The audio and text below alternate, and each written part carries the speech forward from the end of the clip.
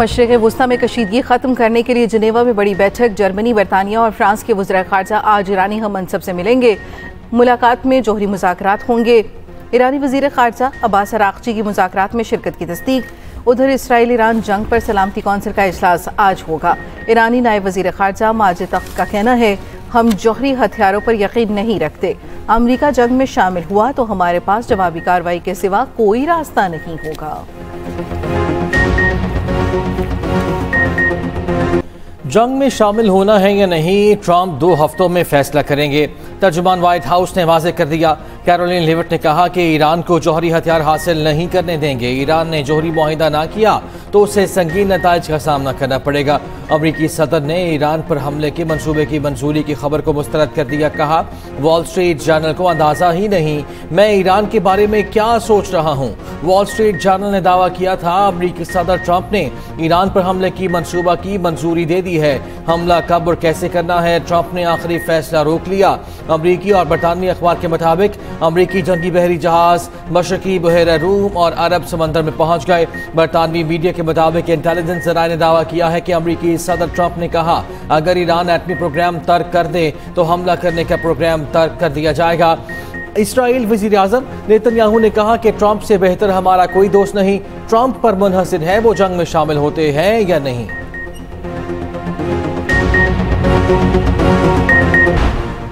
Iran और Israel की जानिब से एक दूसरे पर हमले जारी। इसराइली फौज का हैफा में 3 ईरानी ड्रोन मार गिराने का दावा। इसराइल में नॉर्वे के सफीर की रिहाइशगाह के करीब धमाका। नॉर्वे की वजारत खारजा का कहना है, तेल अवीव में सफीर की रिहाइशगाह के करीब धमाका हुआ, ताहम कोई जानी नुकसान नहीं हुआ। इसराइली फौज की जानिब से ईरान पर हमले जारी। तेहरान के शुमाल मगरिब में धमाके। इसराइली फौज ने ईरान के शुमाल मगरिब में गाँव खाली करने की धमकी दे दी। उधर बर्लिन की जानिब से इसराइली हमलों की हिमायत के बाद ईरान ने जर्मन सफीर को तलब कर लिया। ऑस्ट्रेलिया ने कशीदा सूरत हाल के पेश नज़र ईरान में सिफारत खाना बंद कर दिया, अमले को वापस बुला लिया।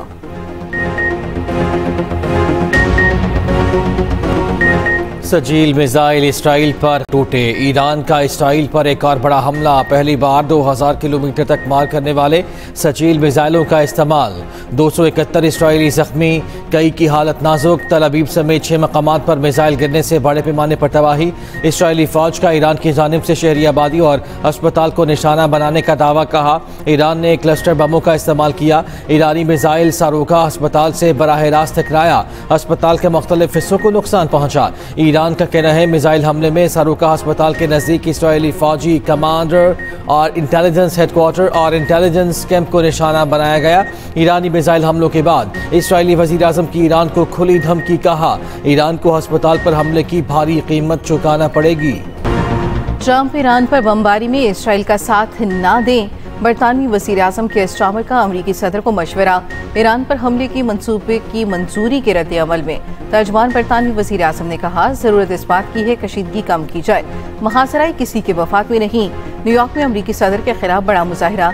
ईरान पर हमले के मंसूबे की मंजूरी का फैसला वापस लेने का मुतालबा। रूस और चीन की ईरान पर इसराइली हमलों की शदीद मजम्मत। चीनी सदर शी जिनपिंग और रूसी सदर व्लादिमीर पुतिन में राब्ता। क्रेमलिन के मुताबिक दोनों ममालिक का मसले के सिफारती हल पर जोर। चीनी सदर बोले, बड़ी ताकतें जंगबंदी कराने में किरदार अदा करें।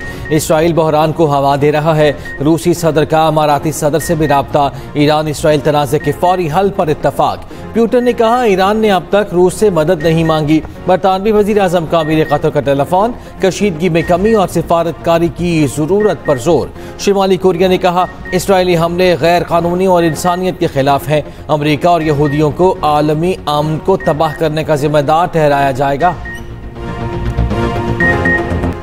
ईरानी सुप्रीम लीडर आयतुल्लाह खामनाई का कहना है, अमरीका से मदद मांगना इसराइल की कमजोरी है। ईरानी अवाम अपने तर्ज अमल से बता दें वो दुश्मन से खौफज़दा नहीं।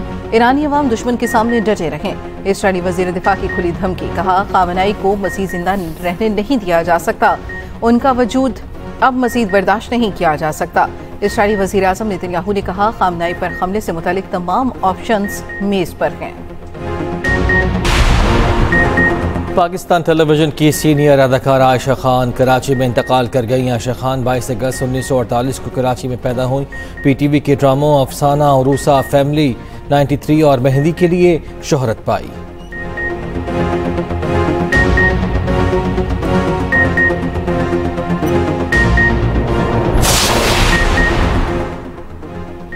MQM ने बजट पर तहफ़्फ़ुज़ात वफ़ाक़ी हुकूमत के सामने रख दिए। नायब वज़ीर आज़म इसहाक़ डार से MQM के वफ़द की मुलाकात। मुत्तहिदा का शहरी सिंध को नज़रअंदाज करने पर शदीद एहतजाज।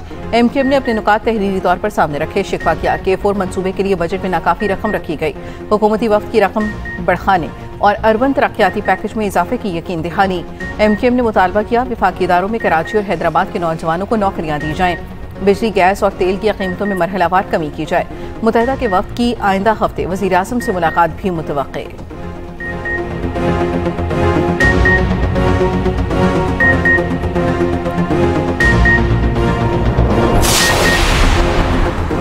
सरबराह JUI मौलाना फजलुर रहमान का कहना है कि मुल्क के मौजूदा हालात हुकूमती तवज्जो चाहते हैं। हर हुकूमत अपने बजट को बेहतर करार देती है। मुल्क की माशी तरक्की के लिए पुरअमन माहौल ज़रूरी। ये भी कहा इसराइल के जवाब देने पर ईरान के हाथ रोके जा रहे हैं। OIC एक दिखावा है, आलमी तंजीमों की कोई हैसियत नहीं।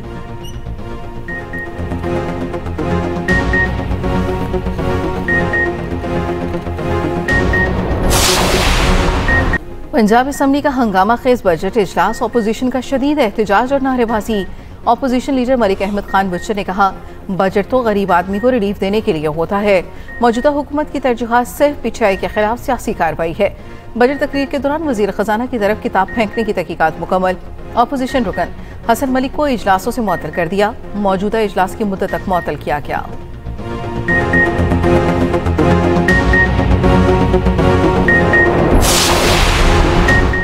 कैम्ब्रिज के इम्तिहानी पर्चों के लीक होने की तहकीकात मुकम्मल। कैम्ब्रिज के मुताबिक 3 पर्चों के मखसूस सवालात इम्तिहान से कबल लीक किए गए।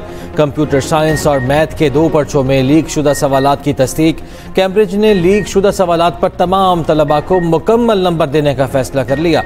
तलबा को दोबारा इम्तिहान देने की जहमत से बचाने के लिए नया हल तजवीज़ किया गया। मशरिक़ वस्ता में अमन व इस्तेहकाम के लिए इसराइल का गैर मुसल्लह होना ज़रूरी है।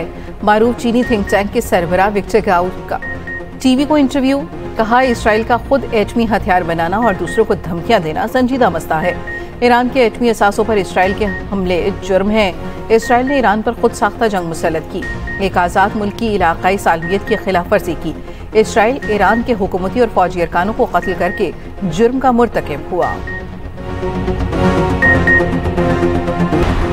बरतानिया गजा के जराइम में शिरकत खत्म करे। मलाला यूसुफजई का बरतानवी वज़ीर आज़म को खत पर आलमी अदाकारों, खिलाड़ियों और डॉक्टर्स ने भी दस्तखत किए। खत पर बरतानिया की मशहूर अदाकारा जोडी डेंच ने भी दस्तखत किए। खत में कहा गया जब तक बरतानिया की जानिब से इसराइल को असलहे की फराहमी नहीं रोकी जाएगी, गजा तक इंसानी इमदाद की फराहमी मुमकिन नहीं बनाई जा सकती।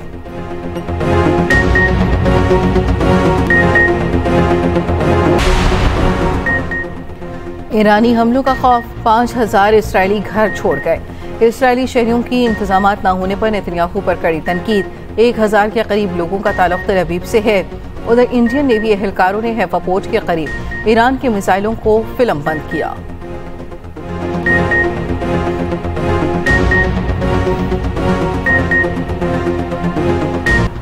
ईरान की अपने हरमज़ बंद करने की धमकी। दुनिया पर इसके क्या असरात होंगे? तिजारत को क्या नुकसान पहुंचेगा? दुनिया तक ईंधन कैसे पहुंचेगा?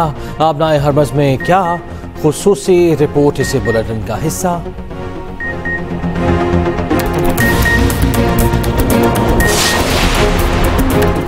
प्री मानसून बारिशों की पेशगोई आज से 23 जून तक शदीद बारिशों का इम्कान। रावलपिंडी, इस्लामाबाद, लाहौर, गुजरांवाला में अर्बन फ्लडिंग का खदशा। कराची के मुख्तलिफ इलाकों में बूंदाबांदी।